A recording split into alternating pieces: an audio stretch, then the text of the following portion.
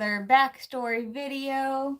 Yeah, I know I said last week that I was going to, or that I was planning on doing Because He Lives this week, but all four of my books did not have the backstory to Because He Lives. And even going online, you can just, all you really see is that it was written by the Gaithers. All the links that I clicked on, everything does not have the backstory. So I'm, at the moment, I'm just going to assume that they wrote it just to write it, for the resurrection season. Sorry, I'm like brain dead. I can't think. I'm so exhausted. My brain's not forming words like I was wanting it to. But anyway, so I am going to keep looking. Maybe do that closer to Easter. If I can find the backstory. I'm not going to give up on finding it, Scott. I'm not. I promise I'm not. If there's one to be found, that is. So, I'm doing another request, this time by one of my Facebook friends. He actually gave me two requests, but I'm doing one today. As you can see, I'm doing Mansion Over the Hilltop for the backstory this week, and then probably I'll Fly Away next week. I have to be careful when I say that, otherwise my southern will come out and do I'll Fly Away. I'll fly away, especially when I'm singing it. So that'll be fun to try to pronounce and say next week. But anyway, so that's the new plan. And if I can find a backstory to Because He Lives, I will work that in as well. But I just don't know with that one. So, like I said, and as you can see, today's hymn is Mansion Over the Hilltop, which only 2 out of my 4 hymnals have this hymn. I mean, it's a relatively newer one, written in 1945 or 1949. So that may have something to do with it. But I mean, we all know it. We've sung it. I've sung it my whole life. Don't know why it's not in my main hymnal. But yeah, I don't know. So, and the main hymnal that I used was the one that I had at my first church growing up. But I don't know. I guess somehow I've just always known it. I don't know. But we will get into the backstory and get another backstory book that I am pulling out. I haven't used it on here or at all yet, because it's written more like a devotional. There's 2, 4, 6 pages for one backstory, and I'm like, I don't know how I can use that, but we're going for it today. It is a book published by Baker Books, which is a division of Baker Publishing Group, written by Ace Collins. The stories behind the songs and hymns about heaven. So I actually got this on our 80% off rack at Dove Christian a while ago, and it's like, the only reason why I got it was for this series that I'm doing. And this is my first time pulling it out in almost a year. I think I got it last March. So, yeah. Anyway, we'll get into the backstory. The hymn Mansion Over the Hilltop was written, both the words and the music, was written by Ira Stanfill, Stanphill, who was once one of Dallas, Texas's most, I think Dallas, no, I'm getting the characters, the people confused. So he goes to a meeting where one of the richest men in Dallas at one time was speaking at. But yeah, get comfortable here. So in 1945,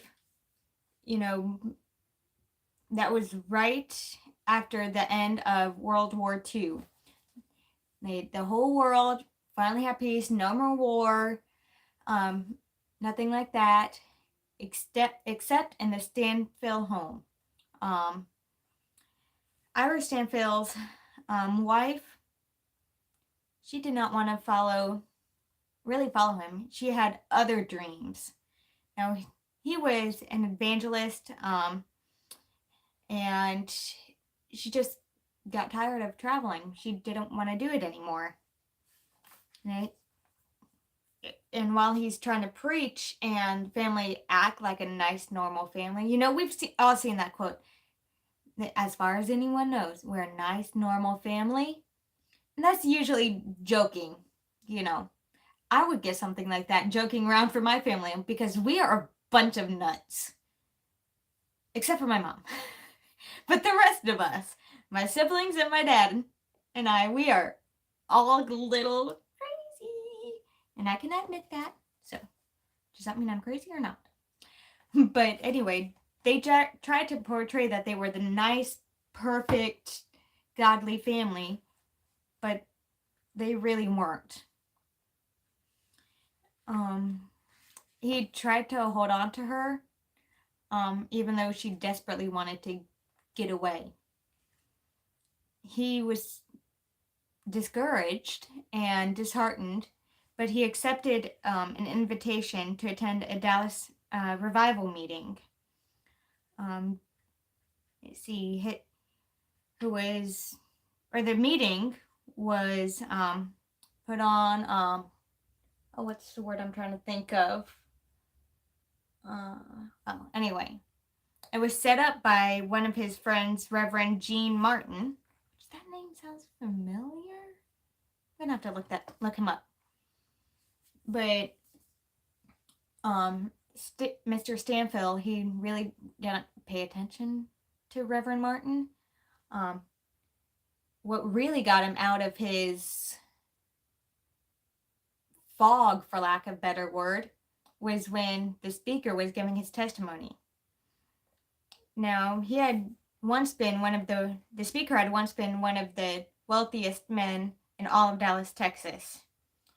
He built great homes, had cars, which in early 1900s, 1950s, whatever, or the early 1900s to the 1940s, 1950s, not many people could afford cars.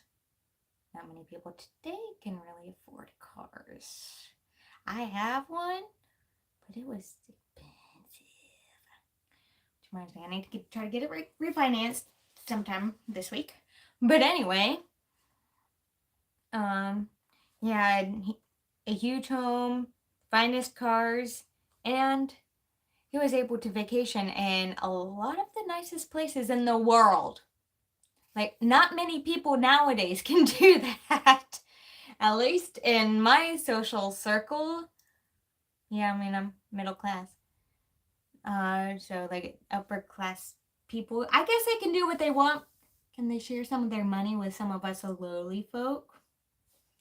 And I guess that's what a lot of people were thinking about this one speaker. But then, on Black Friday, 1920s, he lost millions of dollars in the stock market crash. Like millions. Like millions back then in the 1920s was a lot more than millions nowadays in 2023. Just saying. So that was a devastating loss. The speaker, he had to watch as his dreams, his home, his life kind of shrunk. He had to sell his cars, had to sell his mansion, close his businesses, and which in turn, he had to let a lot of his employees go, which is sad. for them, but it was also sad for him. He didn't want to do that to his employees. Sounds like a good businessman. He, over like within just a few years, he only had a small little business with just a handful of employees, and he wasn't making a lot. His sales went down. You can't keep anything afloat if your sales aren't down. If your sales aren't coming in, if they're down, or if you can't make enough money to make ends meet.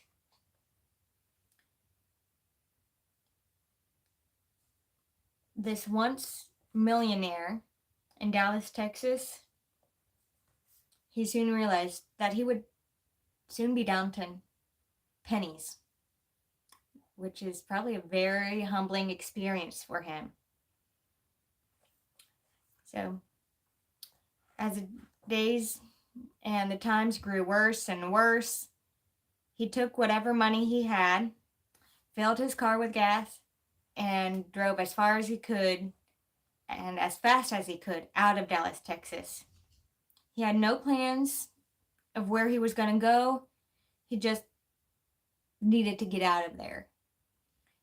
He was hurting financially, emotionally too, because just thinking about where you once were to where you are now, it's got to be discouraging. He kept driving and kept driving, and the roads became more dirt roads, and he realized that he was driving and not paying attention to where he was driving, and he ended up lost. But he's like, you know what? What's the point? I really don't care. As he was trying to figure out which way he wanted to go from there, out of the windshield, he noticed a little tiny cottage that seemingly had been deserted and abandoned years ago.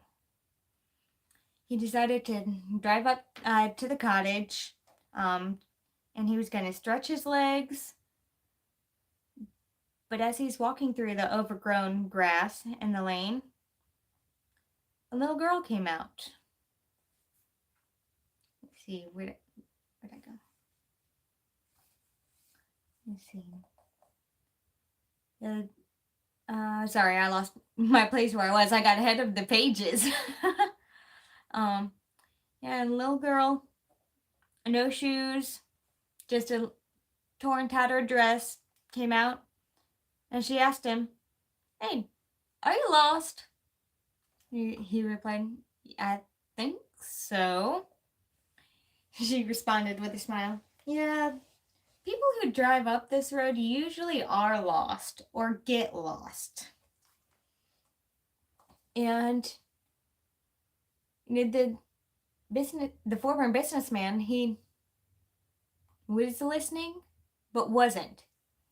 He realized and observed that the little girl, she didn't seem sad. She didn't seem disheartened or discouraged. But, just like any other child, she seemed carefree and without worries and all. And, that's amazing. I was thinking the other night, childhood was so nice, so innocent, didn't have to worry about anything except getting school done. Didn't have any bills to worry about. Didn't have to worry about a job. It was so nice as a child. The only thing on your mind was getting done with school so I can play with my toys, so I could play outside, And, what do I want for dessert? Do I want ice cream or do I want donut? That was pretty much all that I cared about when I was a child. Pretty much all this little girl seemed to care about too. And when he realized that she wasn't bitter about her circumstances, he just had to ask. He's like, "Why are you so happy?" She responded, "I've got what I need. And someday I'll have more than I need. See that hill up there? One day when things get better, my dad's going to build a big house on that spot." And you know, the businessman, he's like, maybe this is just a child's fantasy. So he asked a follow-up question. Do you think you really think and believe that your dad will build you that big house someday? She's like, yeah, I mean, he has never told me a lie at all. He says things will get better and then he will build it. And when the businessman was thinking about the little girl's response, she added, believing makes you happy.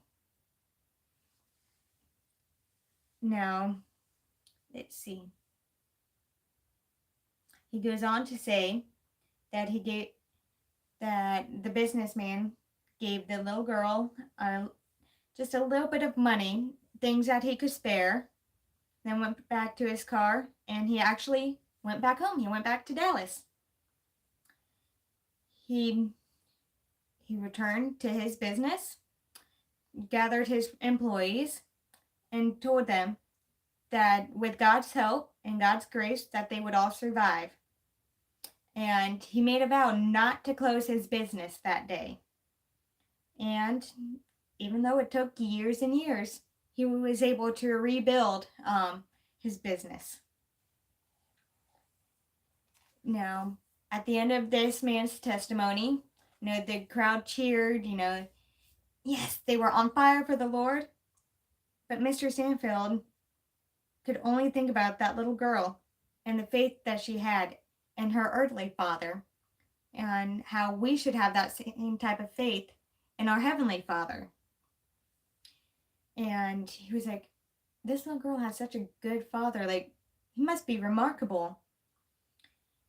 And as soon as Mr. Sandfield got home, he went to the piano, and he basically forgot that his wife wanted to leave him. They were also running low on funds, but just family troubles. Forgot all about that, and then wrote this hymn. He pulled out a notebook just so that he could write down and remember the story of the little girl. And he also pulled out his Bible to John 14, where in the Bible it says, oh gosh, I just lost it. I had it just a second ago. I go to prepare a place for you. That's where he read. And within 10 minutes, he had this written out. Not only the words, but also the music. So just a pretty neat backstory. Good reminder to have faith in our earthly father, but even more faith in our heavenly Father, even through the tough times. So I'm going to try to play it. This hymn is actually one of the harder ones for me to play just because of the rhythm in it, which I've been trying to work on in my lessons. But here we go. We're going to try it.